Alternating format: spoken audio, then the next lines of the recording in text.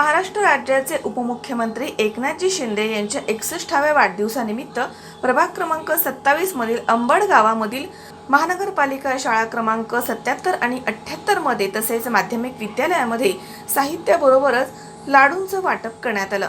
यावेळी माजी सभापती तथा माजी नगरसेवक उत्तम नाना दोंदे यांच्या वतीनं तसेच सुमित दातीर, कैलास दातीर, नितीन दातीर, गोरख दातीर यांच्या सहकार्यानं शालेय विद्यार्थ्यांना लाडूचं वाटप करण्यात आलं।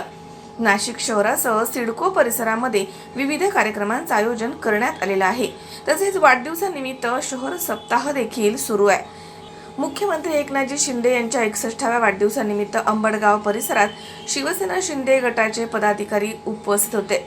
या कार्यक्रमाचं आयोजन सिडकोचे माजी सभापती उत्तम दोंदे यांच्या मार्गदर्शनाखाली सुमित दातीर, कैलास दातीर, नितीन दातीर तसेच गोरख दातीर यांनी केलं होतं। नाशिकच्या जनतेनं मुख्यमंत्री एकनाथजी शिंदे यांना कॉमन मॅन म्हणून नवीन ओळख दिली आहे। म्हणूनच वाढदिवस देखील कॉमन मॅनचा आहे असं यावेळी सांगण्यात आलंय।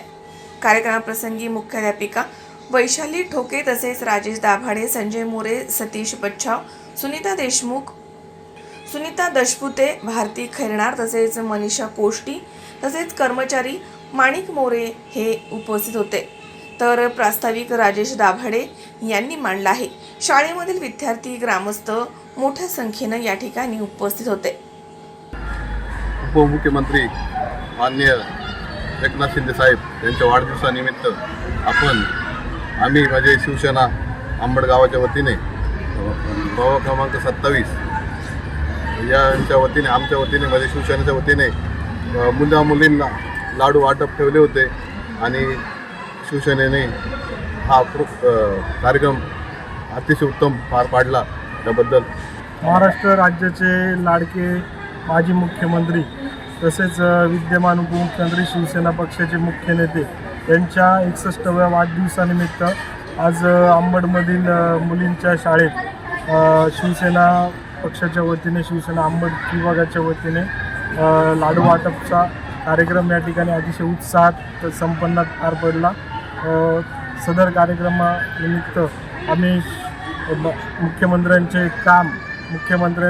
म्हणजे एकनाथजी शिंदे साहेबांचे काम, एकनाथजी शिंदे साहेबांचे कामाची पद्धत या शाळेतल्या लहान मुलांना समजून सांगितली व कार्यक्रम एकदम यशस्वी पार पडल्याबद्दल सर्व शिक्षकांचे तसेच मुला-मुलींचे सर्व पदाधिकाऱ्यांचे आभार। किरण आहेर, C24 तास, नाशिक।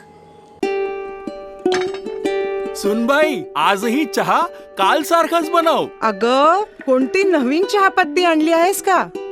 काय ग, कालच्या चहाचं रहस्य काय आहे? प्रत्येक चांगल्या चहासाठी आवश्यक आहे राजहंस दूध। चहापत्ती तीच, फक्त दूध नवीन। आणि माझ्या चहाला मिळाला सुंदर रंग आणि स्वाद। तुम्ही फक्त दूध बदला, राजहंस दूध आणा आणि असा मस्त चहा बनवा।